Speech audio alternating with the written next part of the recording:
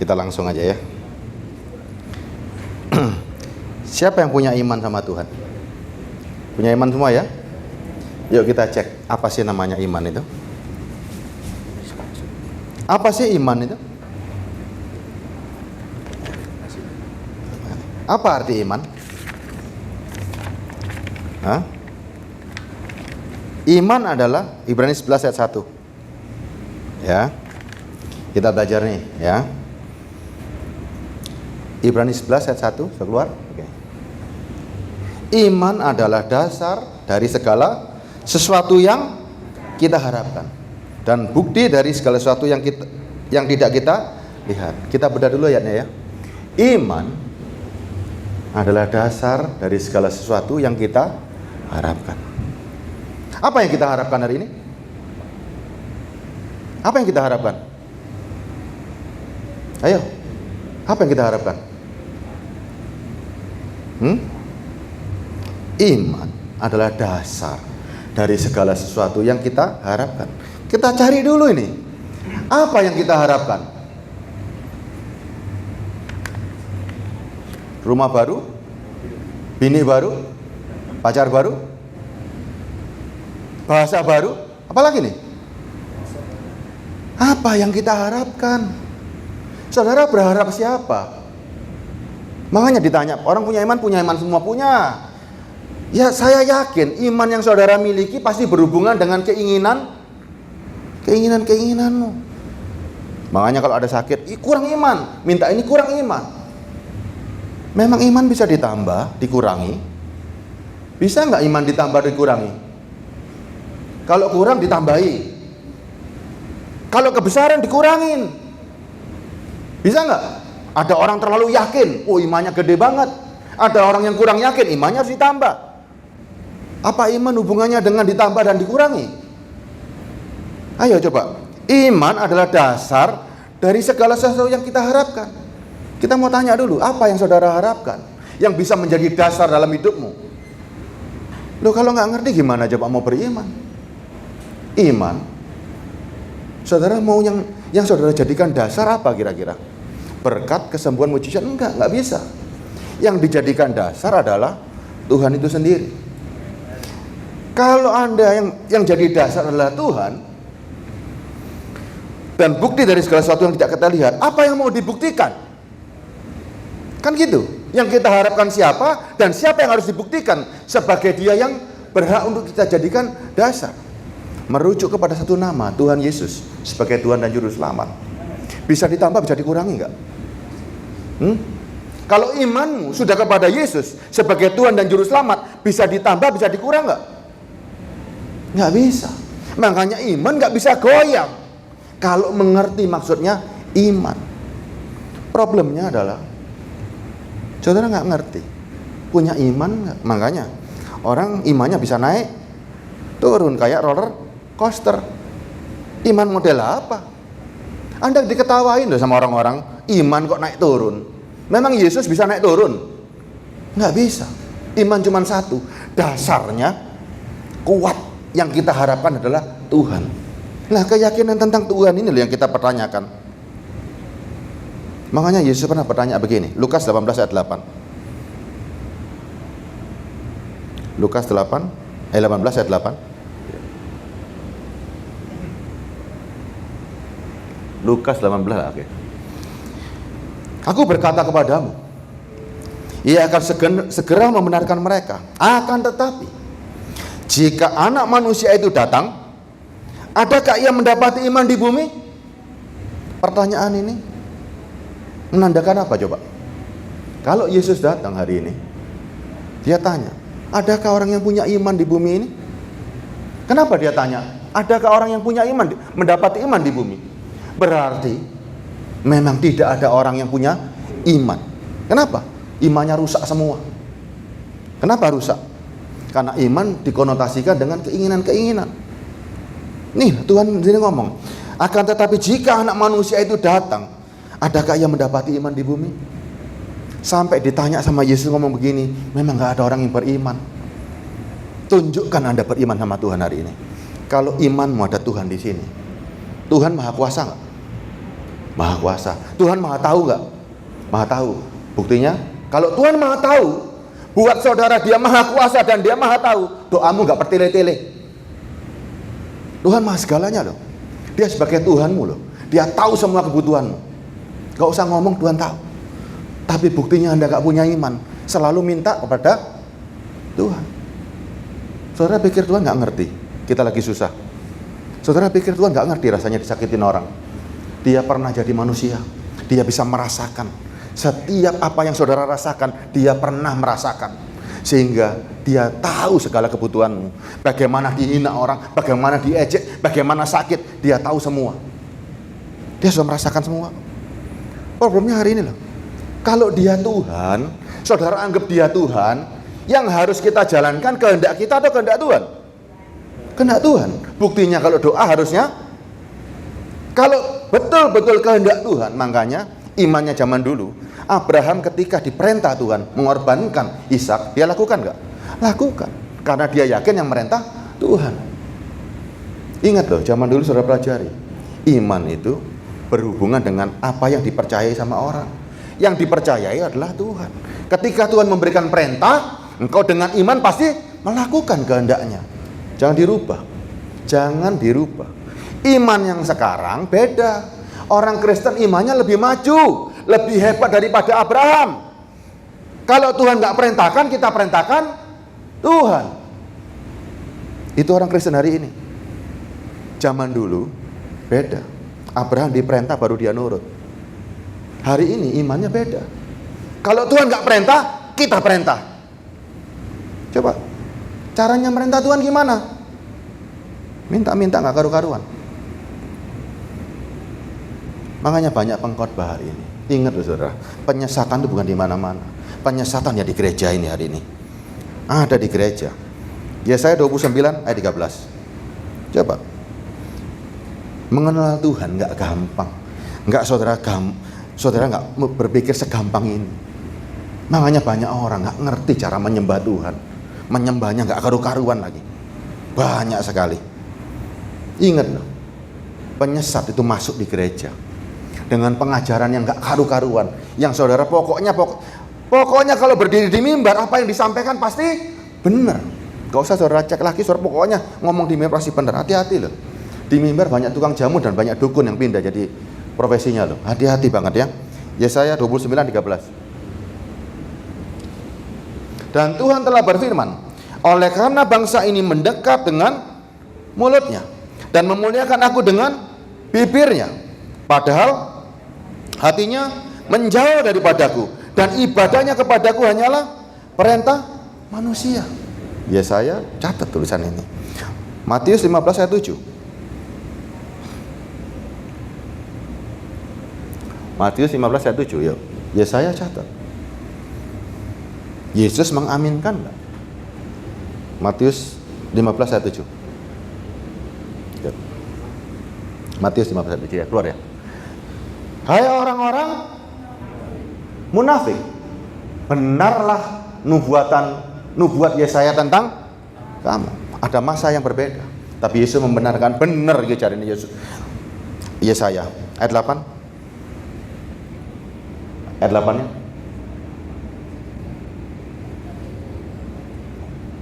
Enggak. Matius 7 tadi. Matius 15 ayat 7 ayat 8-nya ya. Bangsa ini memuliakan aku dengan bibirnya, padahal hatinya, tahu nggak maksudnya?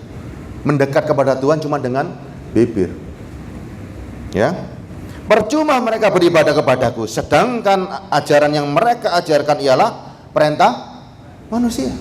Bayangkan loh, zaman dulu Yesus berhadapan sama orang Farisi, ahli Taurat. Sebuah perintah yang diperintahkan Tuhan melalui Musa dibilang ajaran manusia. Hari ini pengajaran yang aneh-aneh tanpa dasar saudara masukkan sebagai pengajaran. Banyak nggak? Nanti saya kasih contohnya. Allah itu roh atau fisik? Roh. Setuju ya? Allah itu roh. Cara komunikasinya gimana dengan roh? Ayo, gimana caranya? Roh pakai bahasa roh. Roh tinggal di mana? Hati. Cara ngomong sama hati gimana caranya? Ketika ditulis berkata-kata dalam hati, keluar kalimat nggak? Tulisannya, aku berkata-kata, ribuan kata-kata, berbahasa roh. Ketika aku berkomunikasi dengan Tuhan dalam hati, perlu mulut nggak? Makanya pengajar, nanti saya belum masuk ke sana. Menyembah di dalam roh, apa artinya? Ya kan, saudara gampang ngomong menyembah dalam roh. Lo kok tiba-tiba jadi orang tolol semua, orang Kristen? Pakai bahasa-bahasa yang aneh-aneh lagi. Pengajaran dari mana? Harus tanggung jawab loh. Tahu nggak artinya bahasa ini? Paham nggak? Nggak boleh asal-asalan. Tanda orang menyembah dalam roh, bukan seperti sekarang. Bukan seperti hari ini. Gimana caranya komunikasi sama hatimu?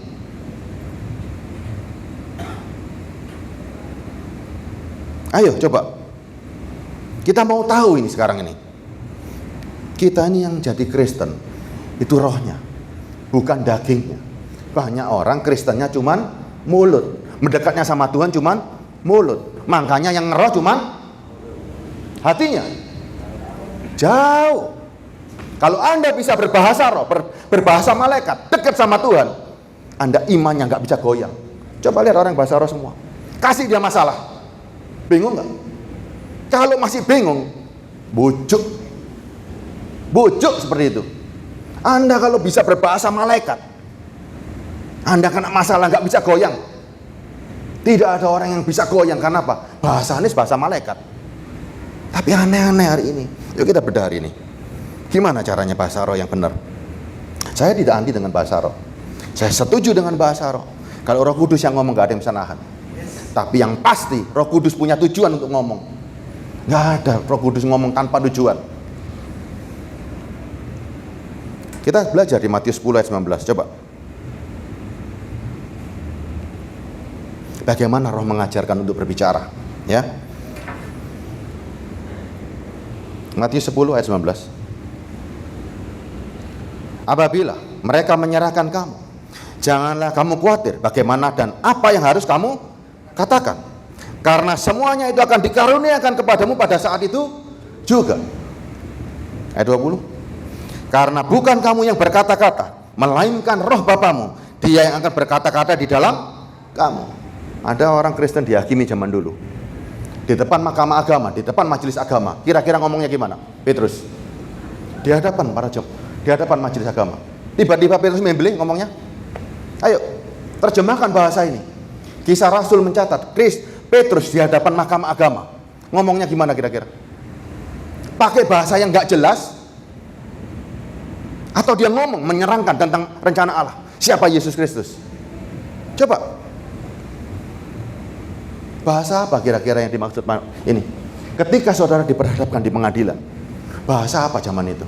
Zaman dulu rasul-rasul diperhadapkan di pengadilan sama orang-orang Farisi dan ahli Taurat. Waktu di hadapan ngomong apa kira-kira? Tiba-tiba misalnya Pak Joni diperhadapkan, kenapa kamu percaya sama Yesus? Ngomongnya gimana kira-kira? Diapakan kira-kira hari itu? Ngomong seperti itu diapakan kira-kira di hadapan orang Farisi dan ahli-ahli Taurat? Kira-kira diapakan? Kenapa Anda percaya sama Yesus? Ngomong gimana lagi? Ayo misalnya Pak Yo, kita bikin drama-dramaan. Pak Yo mungkin. Pak Yo, Anda sebagai Paulus diperhadapkan di mahkamah agama. Kenapa Anda percaya Yesus? Jangan mengabarkan nama itu. Kira-kira ngomongnya gimana? Yuk. Ngomongnya gimana ngomongnya? Seperti yang Matius ini. Ayo. Ngomong jelas apa nggak jelas? Kalau nggak jelas tak tampar semua waktu itu. Kenapa? Lu ahli Taurat, orang Farisi, orang-orang intelek, bangsa Sanhedrin, mereka orang-orang pintar. Tiba-tiba lihat orang kayak kesurupan begini. Coba bayangkan. Ingat loh, tidak semua ajaran di gereja itu benar dari Tuhan. Kalau membawa Anda cuman bibirnya tok yang ngeroh, buat apa sih? Coba lihat pendeta-pendeta yang mengajar. Seluruh dunia hari ini, biasanya ya, yang bisa berbahasa roh, pasti pinter nubuat. Dan ditambahin lagi, pasti disertai dengan orang yang ketemu sama Roh Kudus. Versi jalanan, ketika didoakan pasti gimana? Ayo, orang yang punya Roh Kudus versi jalanan, ketika didoakan jadi gimana? Kejang-kejang geblak. Saudara selidiki lagi, ada nggak orang yang berbahasa di rumah geblak sendiri? Ada nggak? Kenapa orang geblak itu pasti di hadapan orang banyak? Hah? Karena kesurupan. Ya, nggak ada orang ketemu Yesus itu dengan kesadaran penuh. Harus sadar, bukan geblak-geblak. Coba saya mau tanya, yang pernah geblak di sini siapa ini? Hasilnya apa coba? Hasilnya apa? Ada nggak hasilnya? Setelah geblak jadi orang suci begitu? Bisa menolak dosa? Nggak ada seperti itu. Ya, mengikut Kristus bukan instan kacau-kacauan seperti ini. Saudara belum ngerti soalnya. Banyak hari ini pengajar-pengajar palsu itu banyak banget, sangat banyak. Allah itu roh. Untuk masuk roh pakai bahasa yang aneh-aneh. Gimana caranya? Di dalam hati kita, dengan bahasa yang saudara mengerti, bergaul karib, lebih dari cukup. Kita harus melawan seperti begini. Nggak boleh enggak. Yesaya 56 ayat 9. Coba. Kenapa pengajaran-pengajaran gini banyak masuk? Apalagi ini made in Amerika. Coba lihat. Yang percaya bahasa roh pasti diiringi roh ketawa, roh yang aneh-aneh. Udahlah, pokoknya yang impor belum tentu baik. Kebejatan moral sekarang di Amerika. Ya, jangan terus gampang-gampang diadopsi. Langsung pokoknya begini, pokoknya made in Amerika pasti benar. Belum tentu. Penyesatan banyak terjadi. Ya, Yesaya 56 ayat 9. Yesaya 56 ayat 9. Makanya kita harus sadar loh ya, kebenaran jangan dilawan. Nih, ya, hai segala binatang di padang, hai segala binatang di hutan, datanglah untuk makan. Makannya di mana kira-kira kok diundang semua? Ini kalimat betul-betul menyindir. Yuk segala binatang di hutan, binatang liar semuanya masuk untuk makan. Di mana tempatnya? Ayat 10-nya. Di mana tempatnya? Semua binatang liar silakan masuk. Di mana tempatnya? Sebab pengawal-pengawal umatku adalah orang-orang buta. Mereka tidak tahu apa-apa. Mereka semua anjing-anjing bisu, tidak tahu menyala. Mereka berbaring, melamun, dan suka tidur. Lah kalau pengawalnya seperti ini, yang masuk binatang hutan tadi semuanya masuk ke gereja, dihancurkan gereja hari ini. Saudara undang orang-orang begini, apa faedahnya coba? Lagi lanjut ayat 11-nya.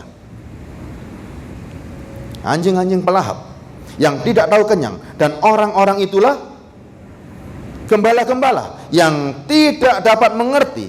Mereka semua mengambil jalannya sendiri, masing-masing mengejar laba, tiada terkecuali.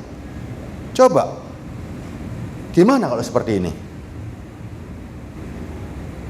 Hati-hati saudara, kita nggak boleh lagi asal-asalan. Yuk kita sekarang bahas 1 Korintus 14. Sebelum masuk 1 Korintus 14, kita baca dulu ya di 1 Korintus 1 ayat 4. Supaya kita mengerti kenapa bahasa roh muncul di Korintus. Ada apa di Korintus? Korintus, kota penyembahan zaman dulu, top. Ada kuil yang hebat, sehingga orang-orangnya beragama semua.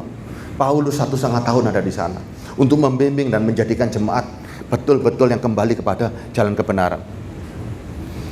Surat diawali dengan begini, aku senantiasa mengucap syukur kepada Allahku karena kamu atas kasih karunia Allah yang dianugerahkannya kepada kamu dalam Kristus Yesus. Memuji kan? Sebab di dalam Dia kamu telah menjadi kaya dalam segala hal, dalam segala macam perkataan dan segala macam pengetahuan. Kalau orang sampai dipuji Paulus begini, ya, aku mengucap syukur ya, sebab di dalam Dia kamu telah menjadi kaya. Ayat 5-nya, tolong. Ayat 5-nya. Ayat 5. Sebab di dalam Dia kamu telah menjadi kaya dalam segala hal, dan dalam segala macam perkataan dan segala macam pengetahuan. Hebat gak? Harusnya dengan orang yang tahu segalanya begini, bisa aneh-aneh gak? Bisa muncul pengajaran aneh-aneh gak? Ini bukan pujian, ini nyindir, gak karu-karuan. Kenapa? Karena setelah itu Paulus marah. Kamu yang kaya dengan segala macam pengetahuan, ternyata ada perpecahan. Ternyata ada orang yang tidur dengan istri ayahnya. Pengetahuan macam apa yang dipunyai orang seperti itu? 1 Korintus 11, coba lihat nih, ayat 12, ayat 17.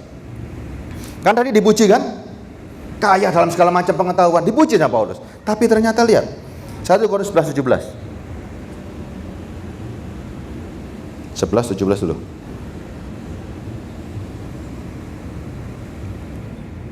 Nah ini, 11, 17. 1 Korintus 11, 17. Oke. Dalam peraturan-peraturan berikut, aku tidak dapat memuji kamu, sebab pertemuan-pertemuanmu tidak mendatangkan kebaikan, tetapi mendatangkan, bayangkan, persekutuannya dibilang apa? Bukan mendatangkan kebaikan. Ini semua mendatangkan keburukan. Sampai Paulus marah begini. Ayat 11, ayat lanjut saya bacakan ya. Sebab pertama-tama aku mendengar apabila kamu berkumpul sebagai jemaat, ada perpecahan di antara kamu, dan hal itu sedikit banyak aku percaya. Sebab di antara kamu harus ada perpecahan, supaya nyata nanti siapakah yang di antara kamu yang tahan uji. Apabila kamu berkumpul, kamu bukannya berkumpul untuk makan perjamuan Tuhan. Bayangkan, perjamuan Tuhan dijadikan acara yang gak karu-karuan. Gimana caranya dijadikan? Sebab pada perjamuan itu tiap-tiap orang memakan dahulu makanannya sendiri, sehingga yang seorang lapar, yang lain. Perjamuan Tuhan dipakai acara mabuk-mabukan. Bayangkan loh. Ini loh, ayat 22. Apakah kamu gak punya rumah sendiri untuk makan dan minum? Atau maukah kamu menghinakan jemaat Allah dan memalukan orang-orang yang tidak mempunyai apa-apa? Apakah yang kukatakan kepada kamu memuji kamu? Dalam hal ini aku tidak memuji. Hancur nggak kehidupan seperti ini? Hancur nggak? Hancur-hancuran. Makanya kita bahas 1 Korintus 14 ayat 1. Saya mesti ngulang lagi nih, supaya saudara tahu bahasa roh memang ada, ya, ada. Sebelum itu kita lihat dulu ya, Kisah Rasul dulu. Kisah Rasul 2.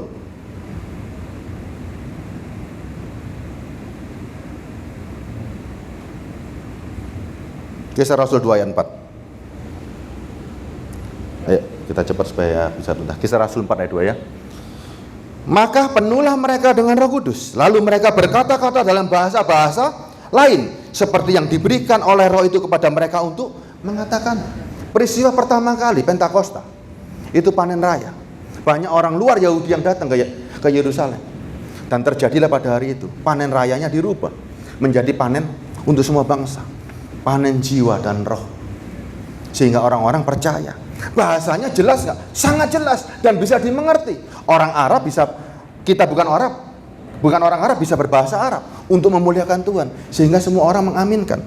Tulisan bahasa Inggrisnya adalah, di sana ada to speak with other tongue. Yang namanya bahasa itu pasti ada lidah yang ngomong. Speak other tongue, ya. Kisah Rasul 10:45. Yuk kita Kisah Rasul 10:45. Dan semua orang percaya dari golongan bersunat yang menyertai Petrus tercengang-cengang karena melihat bahwa karunia Roh Kudus dicurahkan ke atas bangsa-bangsa lain juga. Ayat 46-nya, sebab mereka mendengar orang-orang itu berkata dalam bahasa roh dan memuliakan Allah. Bahasa roh di sini bahasa Inggrisnya speak with tongue. Dikeluarkan bahasanya. Ada sebuah bahasa yang dimengerti dan memuliakan Allah, ya. Bukan unknown tongue, nanti itu speak with tongue. Kisah Rasul 19 ayat 6. Supaya saudara tahu, tidak ada bahasa yang gak ada arti ini, tidak ada. Kisah 19 ayat 6. Dah.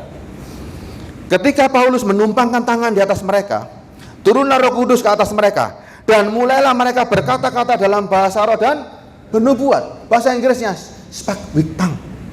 Masih ada bahasanya yang bisa dimengerti, ya. Kisah Rasul 12 ayat 10.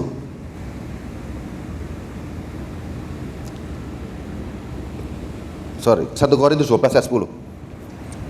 1 Korintus 12 ayat 10 ya. Dah? Oke.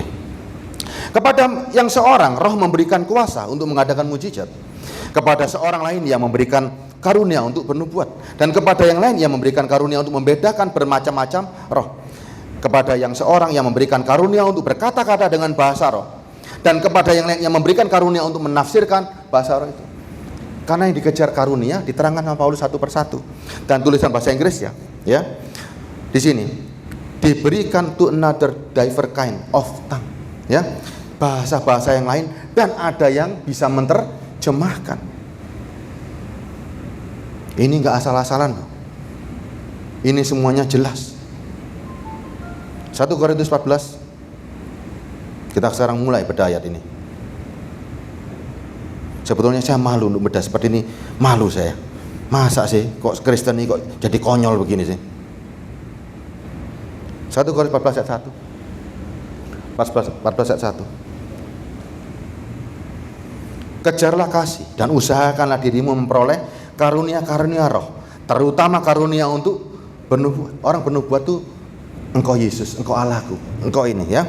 Ayat 2. Siapa yang berkata-kata dengan bahasa roh tidak berkata-kata kepada manusia tetapi kepada Allah, sebab tidak ada seorang pun yang mengerti bahasanya. Oleh roh ia mengucapkan hal-hal yang rahasia. Ini ngomongnya di mana kira-kira? Tidak ada orang yang ngerti. Ngomongnya di mana? Ngomongnya di mana? Tulisannya unknown tongue. Berarti lidah tidak pernah tahu. Kalau disebutkan berkata-kata dengan bahasa roh, ia tidak berkata-kata kepada manusia tetapi kepada Allah. Allah di mana? Dalam hati. Ngomongnya gimana kira-kira? Nggak pakai mulut ngomongnya, tanpa mulut. Makanya lidah tidak pernah mengeluarkan suara. Ini loh, harus tahu. Ini sudah mulai beralih, bukan speak tongue lagi, tapi unknown tongue. Tidak diketahui oleh lidah. Lidahmu tidak pernah ngomong itu. Tidak pernah ngomong, berarti tidak ada suara di dalam hatimu. Tahu nggak? Allah tahu nggak dalam hati kita? Tahu, Dia Maha Kuasa kok. Ngapain pakai mulut untuk masuk dalam hati? Lanjut lagi ayat 3. Tetapi siapa yang bernubuat, ia berkata-kata kepada manusia. Kalau engkau menyanyikan, bernubuat, manusia semua di sini dengar, bisa mengaminkan. Ya. Ia membangun dan menasihati dan menghibur. Makanya semua ketika bernyanyi pun itu bernubuat. Ayat 4-nya. Siapa yang berkata-kata dengan bahasa roh, ia membangun dirinya sendiri. Saudara, kalau berbahasa roh, contoh begini, dalam hatimu, engkau memuji Tuhan, bergaul karib dengan roh, engkau membangun dirimu, gak ada orang yang tahu kok. Tapi dirimu punya kekuatan. Bukan membangun pakai bahasa yang sekarang ini. Apa yang dibangun? Buat orang bingung, iya. Lanjut. Tetapi siapa bernubuat, ia membangun jemaat. Bahasa roh itu ada, unknown tongue itu ada.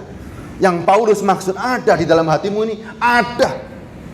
Dan bahasanya engkau pun juga mengerti, karena engkau pun dibangun. Coba saya tanya, Pak Yo bisa bahasa roh kan? Coba salah satu aja. Iya, yang dulu. Apa artinya itu? Apa artinya? Jika wara-wara apa artinya? Kalau saya bertanya, apa artinya?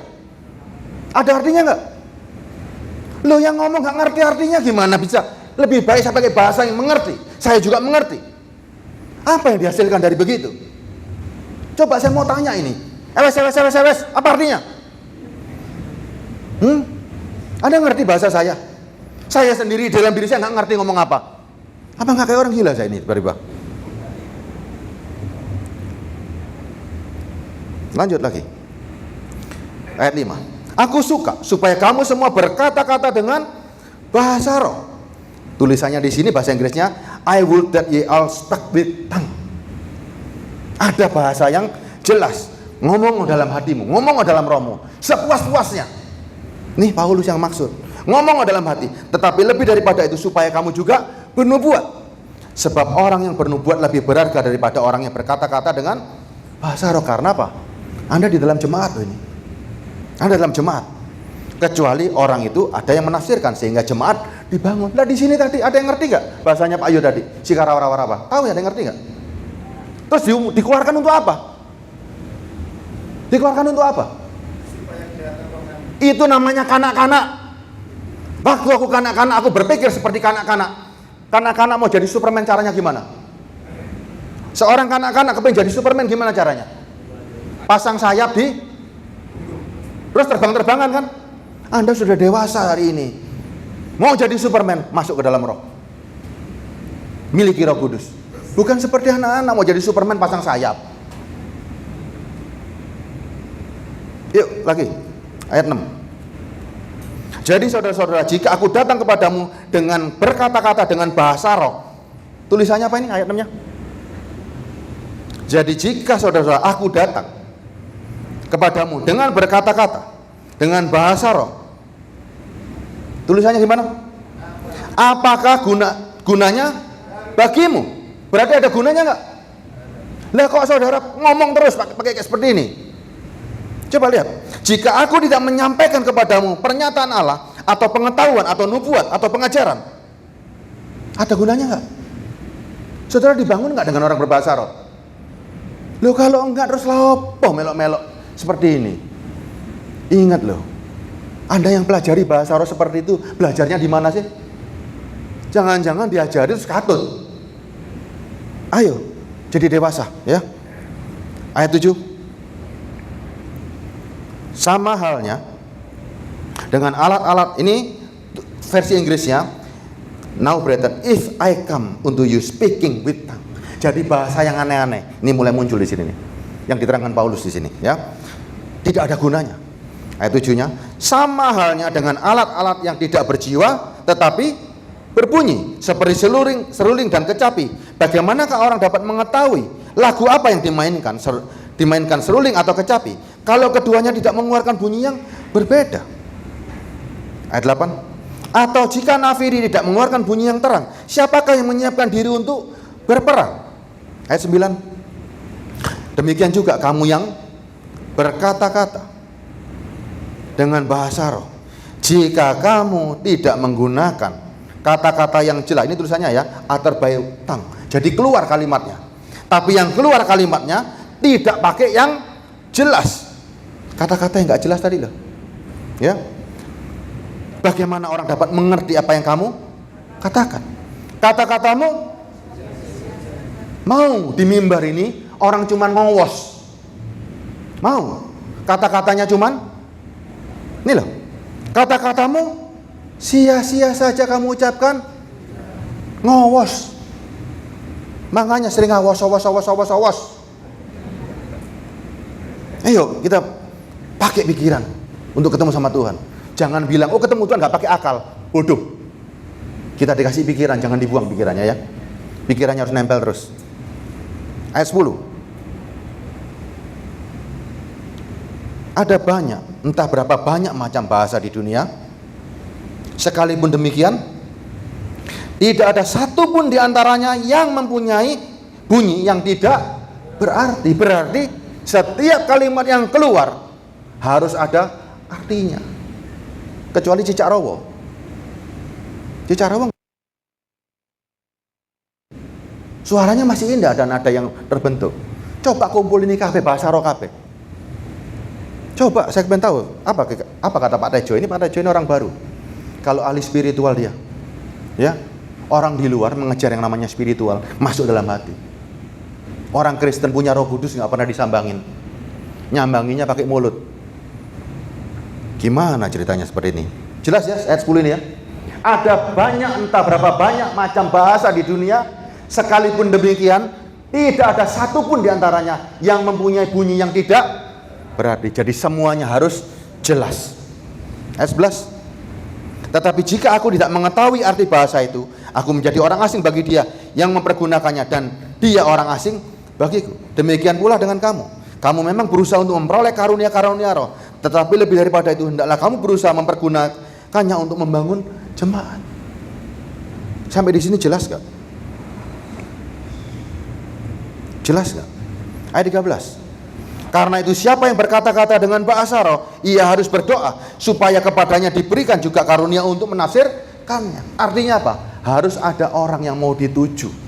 Kita sekarang sama-sama Surabaya. Perlu nggak saya pakai bahasa Jerman? Hah? Saya orang Surabaya, ngapain saya pakai bahasa Jerman? Kecuali ada orang Jerman di sini, kita tiba-tiba ngomong pakai bahasa Jerman. Lu ngomong pada Surabaya nih kabeh kok nggak bahasa malaikat? Bahasa yang nggak ngerti lagi. Apa gunanya? Yang maksudnya yang ada mengartikan itu ada yang dituju, ya. Ayat 14. Ini tulisannya speak with unknown tongue, ya. Makanya unknown itu dalam hati, tidak pernah lidah mengeluarkan kalimat. Sebab jika aku berdoa dengan bahasa roh, maka rohkulah yang berdoa, tetapi akal budiku tidak turut berdoa. Ini unknown tongue. Lidah tidak mengeluarkan kalimat. Berdoanya di dalam hati, nggak pakai pikiran. Pikirannya nggak ikut, tapi dalam hatinya berkomunikasi terus. Ayat 15.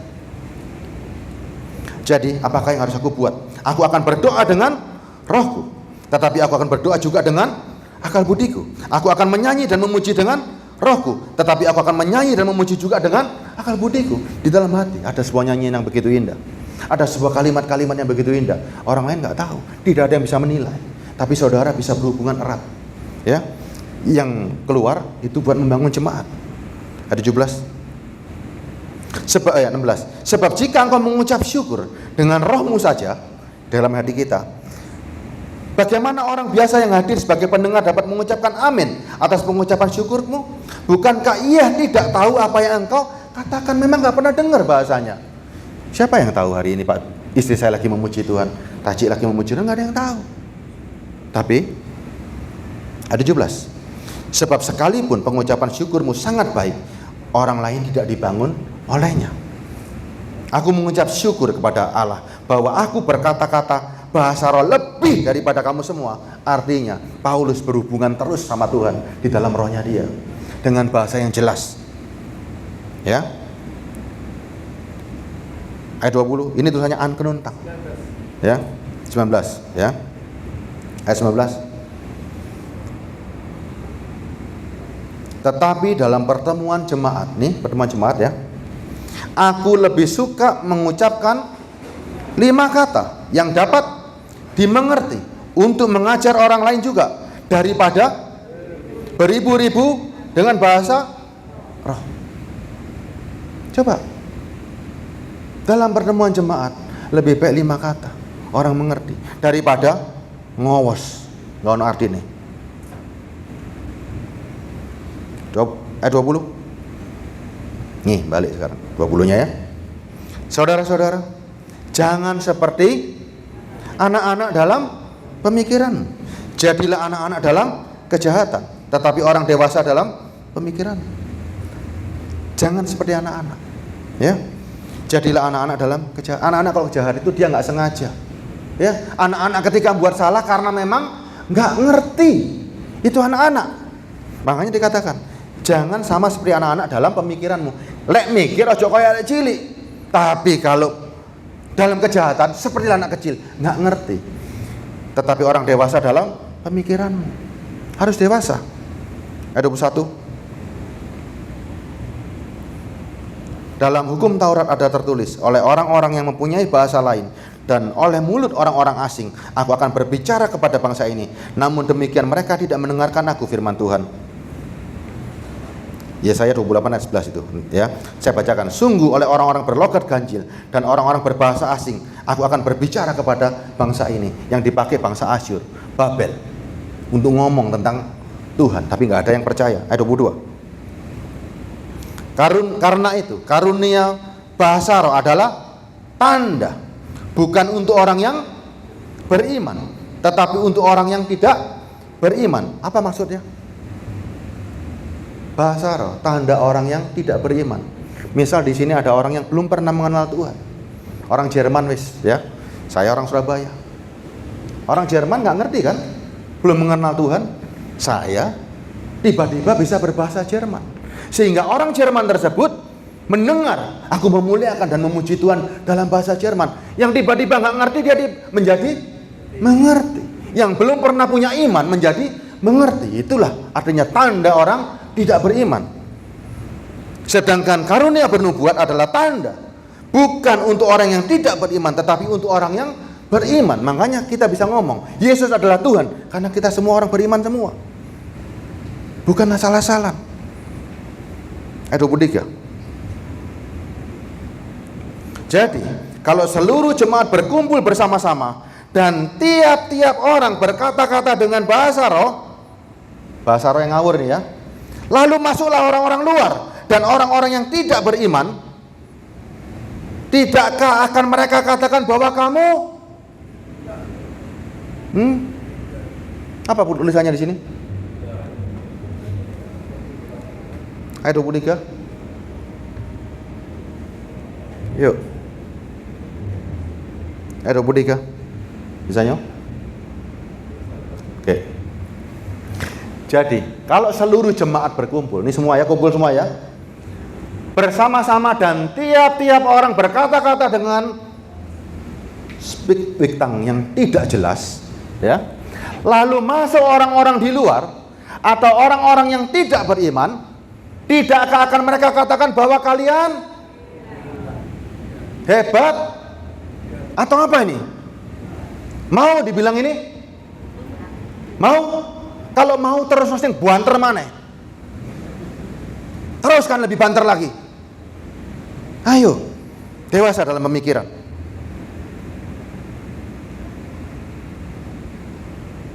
Ini jelaskan ya, bahwa kamu gila. Saya tidak mau disebut jemaat gila. Saya orang yang beriman kepada Yesus Kristus.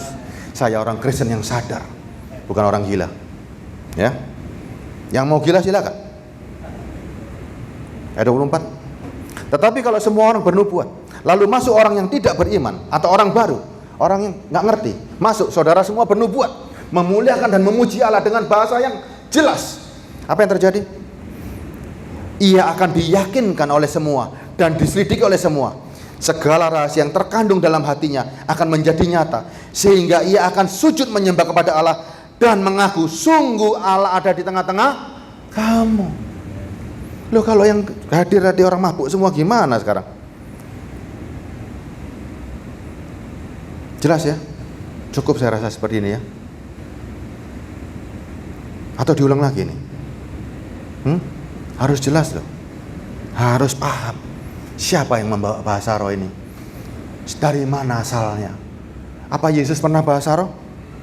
Kalau bahasa roh ini bahasa yang gak jelas, pasti Paulus ngajarin, Petrus ngajarin, Yakobus ngajarin. Tidak ada satupun rasul yang ngajarin seperti ini. Yesus pun gak ngomong seperti ini. Saudara mau tahu bahasa rohnya Yesus? Yuk.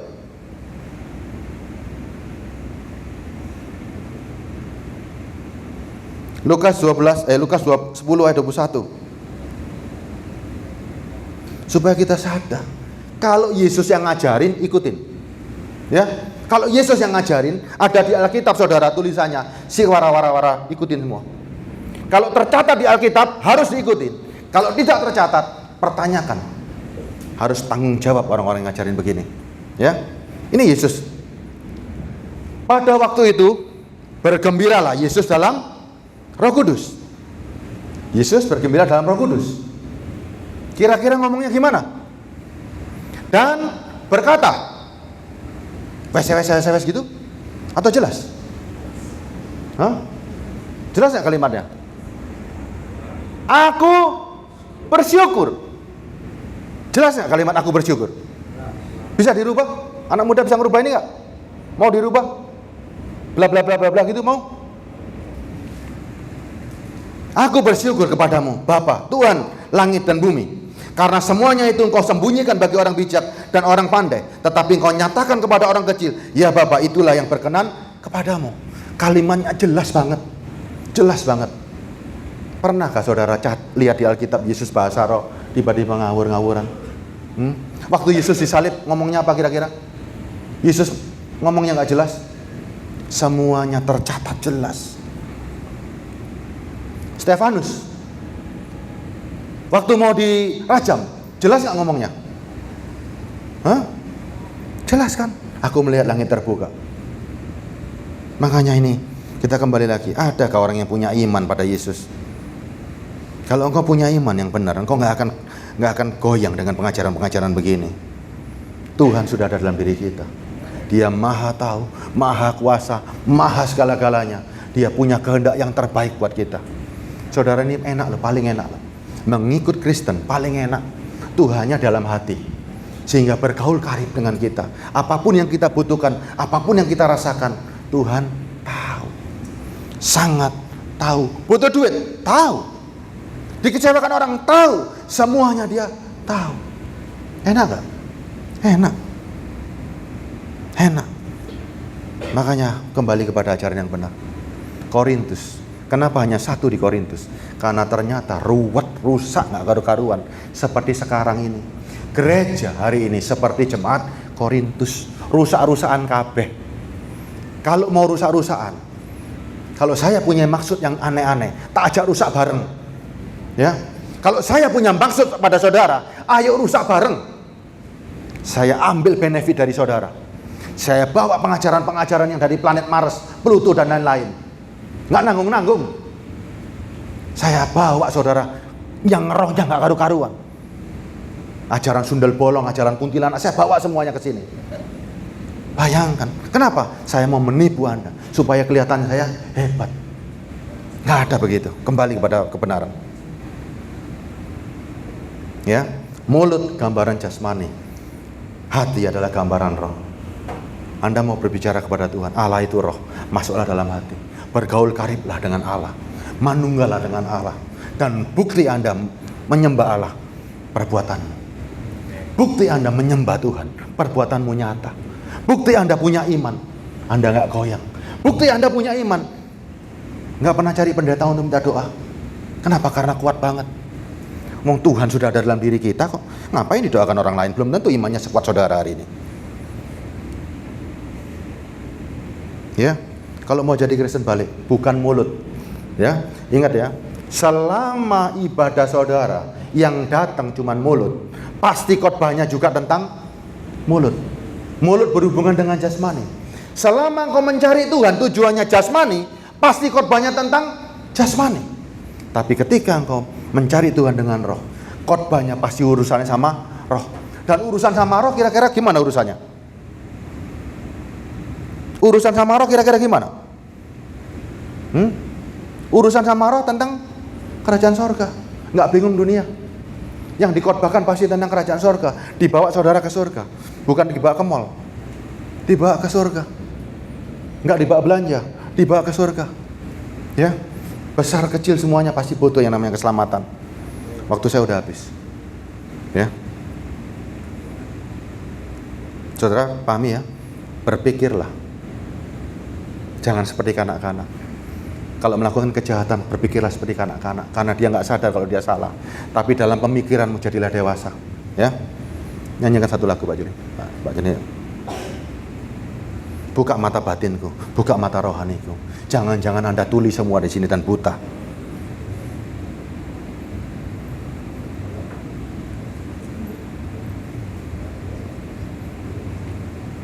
Sekali tempo, tanya sama pengajar-pengajar. Anda dapat bahasa begini pengajaran dari mana? Sekolah di mana? Jangan-jangan yang bawa adalah Charles Fox Parham. Tahun 1800 di Azusa Street. Dia bawa bahasa roh. Dia pikir dengan bahasa roh bisa menginjil kepada seluruh dunia. Ternyata gagal total. Diteruskan sama anak buahnya William J. Seymour. Dan ternyata gagal total. Pentakosta kedua di sana, terjadi pesta seks di sana. Bahasa roh yang nggak jelas. Yang kumpul bahasa roh pertama di sana. Yang kumpul tukang sihir, witchcraft di sana, di Azusa Street. Itu yang dipakai di sini sekarang. Dan ternyata lagi muncul lagi turun to blessing. Roh ketawa-ketawa. Ini dibawa masuk ke sini semua oleh pengajar-pengajar. Saudara nggak ngerti William J. Seymour, Charles Fox Parham, bagaimana akhir hidupnya dia? Charles Fox Parham, pedofil dengan anak kecil. Dia yang ngajar bahasa roh, pedofil dengan anak kecil. William J. Seymour, lihat sejarahnya. Azusa Street. Sekarang orang-orang yang membanggakan Azusa Street, pasti urusannya Pentakosta kedua, ketiga, keempat, kelima, keenam. Roh Kudus datang cuma satu kali. Ketika Yesus menjanjikan dia datang, ada di dunia ini. Nggak perlu datang lagi. Sudah ada di sini, siapa yang mau? Ya, harus dewasa. Bimbing aku ya.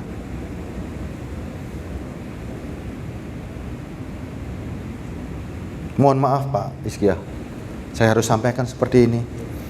Karena kalau saya menyembunyikan sesuatu dan saya tidak mengajar dengan benar, lidah saya seperti api.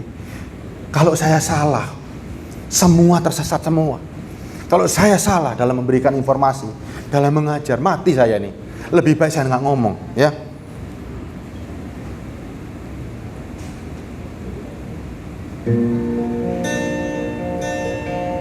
Betul ini ya? Oh bukan ini. Yang mana ya? Oh ini nih.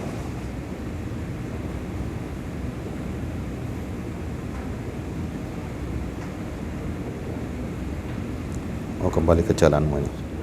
Ya. Di surga Tuntun aku untuk mengenalmu,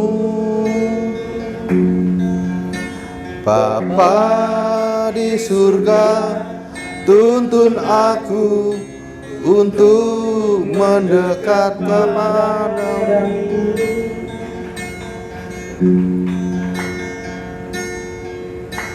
Sempat ku cari dirimu agar ku diberkati. sempat ku cari Dirimu agar ku jadi kaya.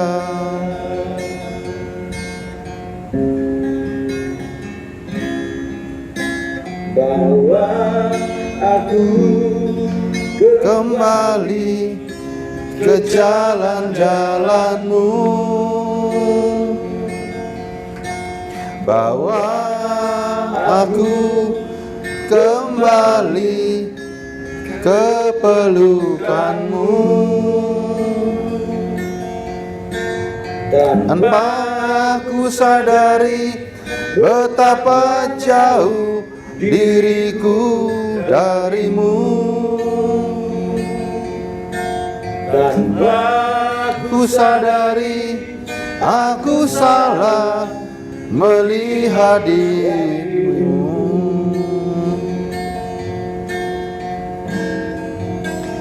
Aku buta, ya Tuhan, tak kulihat cintamu.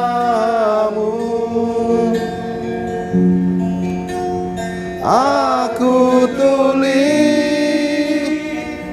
ya Tuhan, tak ku dengar suaramu. Buka mata batinku agar ku lihat keagunganmu.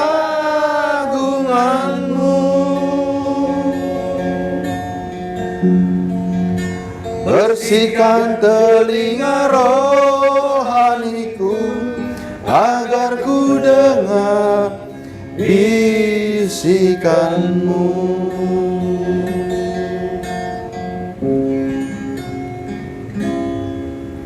Bapa di surga, tuntun aku untuk mengenalmu. Bapa di surga, tuntun aku untuk mendekat kepadamu.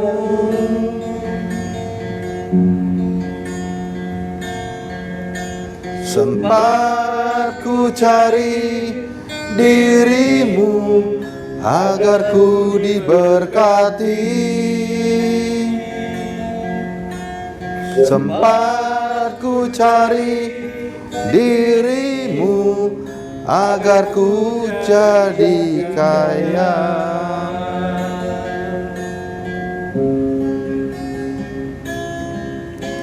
Bawa aku kembali ke jalan-jalanmu.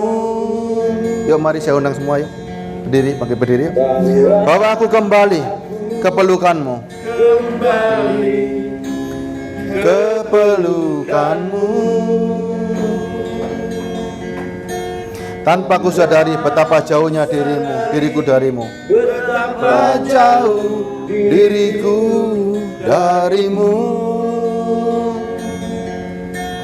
Tanpa ku sadari aku salah melihat dirimu.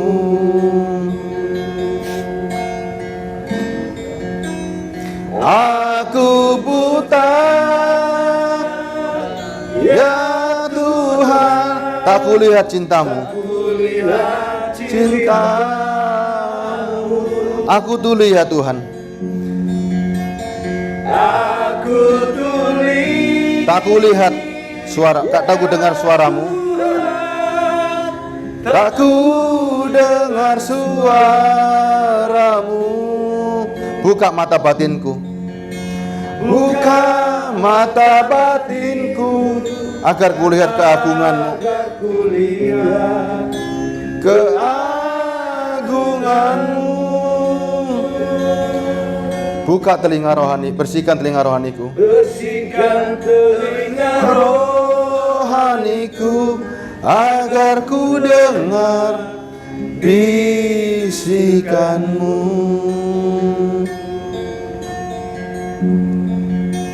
Bersihkan telinga rohaniku agar ku dengar bisikanmu.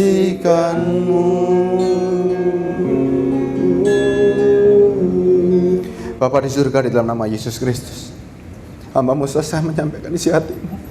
Bantu kuatkan jemaat-jemaat di sini, Bapa. Ini tanggung jawab besar untuk membawa mereka menuju kepada kerajaan sorga, bukan kepada pengajaran aneh-aneh. Beri mereka kekuatan yang murni daripada-Mu. Beri mereka pemikiran manusia dewasa. Beri mereka kepandaian untuk mengenal diri-Mu. Kami percaya, Bapa, kami manusia yang lemah.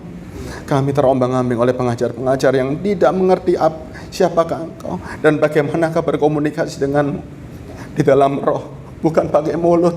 Di dalam roh, benar-benar pakai manusia roh.